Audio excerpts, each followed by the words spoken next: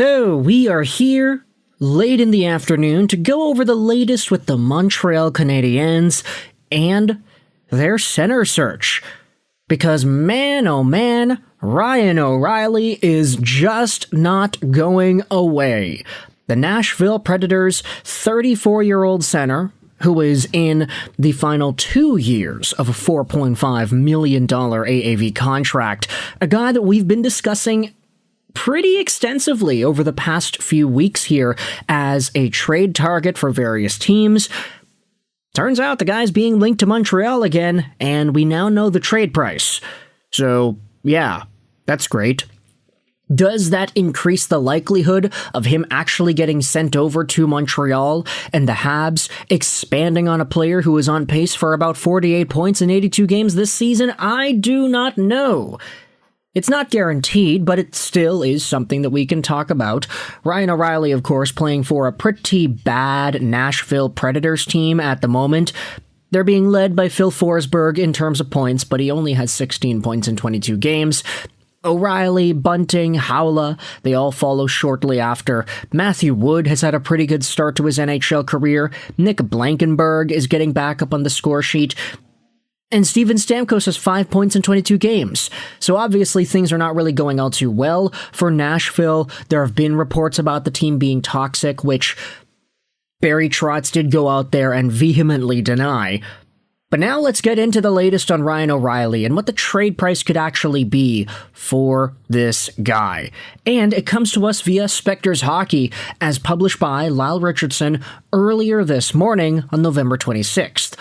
I'll leave a link in the description if you want to go out there and read this, but the article goes over the Vancouver Canucks, it goes over the Canadiens and O'Reilly, as well as Andrei Svechnikov. Yeah, Andrei Svechnikov's name is being tossed out there in rumors. We actually do have an update. We could dive into that in this video if there is enough time, but I'm not too sure, so no promises.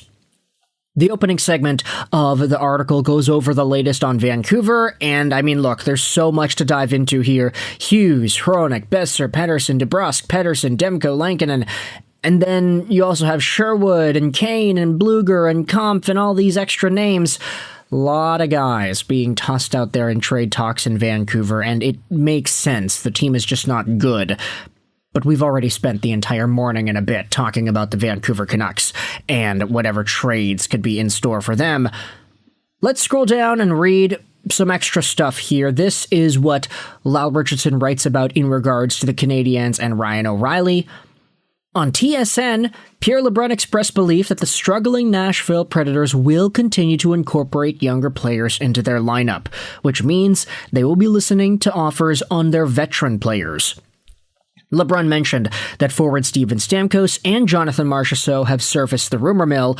They have full no-movement clauses, but the Predators will be open to listening to offers for them.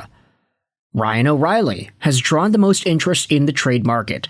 He is signed through 2027 with an AAV of $4.5 million. The 34-year-old is very appealing to teams seeking a center with Stanley Cup experience. LeBrun said the Canadiens were among the suitors.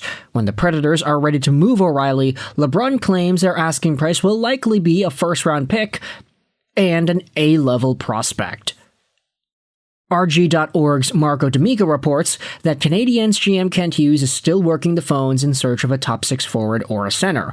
They can afford to part with a first-round pick and an A-level prospect for a return that addresses their needs now and over the long term. Hughes usually adds players in their mid to late 20s who will fit into their young roster.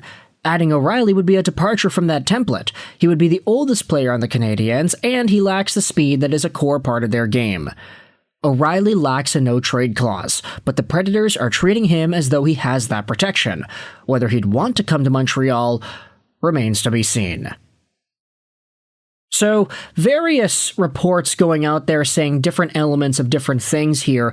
O'Reilly is old, and he would be one of the first guys that Kent Hughes acquires that is well outside the targeted age range of guys that he normally goes out there and gets. O'Reilly is in the latter days of his NHL career. Of course, that's not really nice to say about a guy, but hey, he's 34. He definitely isn't as fast as he once was, but he still is able to contribute defensively and somewhat on the score sheet. He's not going to go out there and post up 70 points in a year like he did all those seasons ago back in 2019, which, might I remind you, was 7 seasons ago now. So obviously, it's been a pretty long run for Ryan O'Reilly, but hey, I do find it kind of interesting that Marco D'Amico says the Canadiens would be able to meet that asking price. Let's just think about it for a second. A first-round pick and an A-level prospect. If that is the price it would take to get an O'Reilly, it becomes a lot easier for us to label what this could look like. If we search over to the Montreal Canadiens and we look at their draft history, it becomes quite ideal for Nashville, because all these guys, I'd say, there are a number of players that can be seen as A-level prospects. Maybe not Alexander Zhuravsky specifically, even though I know he's been very good in the KHL. The fact that he was a second-round guy automatically diminishes some of his value. Demidov, you're not trading him. Michael Hage looks like a guy that could be in that A prospect territory. David Reinbacher, I think because he was 5th overall, he automatically has that. Philip Mashar, Owen Beck, maybe they're not necessarily A-tier guys. Jacob Fowler, I'd say, A-tier guy. Then you look at some of these other names. Mayu is gone. Kidney, meh. Kapanen is on the team. Josh Waugh, maybe you could have said he was an A-tier prospect back when he was feeding Connor Bedard at the World Juniors, but that ship has definitely sailed. I'd say the easiest slam dunk A-tier prospect that the Canadiens have is probably Michael Hage, if not a Jacob Fowler. And you recognize that the Canadiens probably would not want to trade away a Fowler. They probably would not want to trade away a Hage either. But if it was in an attempt to get a guy like Ryan O'Reilly, I do kind of wonder if that becomes the idea there.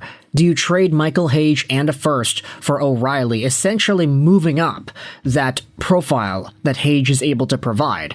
We recognize that he'll be a good NHL center at some point, but if you fast forward the process and get a guy who's at the tail end of his NHL career in O'Reilly, that does seem like, I'm not saying it's the right move, but it seems like a rational move to allocate that value from the future over to the now. If the Montreal Canadiens really were in a spot to try to expand on Ryan O'Reilly and what they are trying to build today, does that make sense in your mind? I know a lot of Canadiens fans would say no, he's too old and Michael Hage is really young.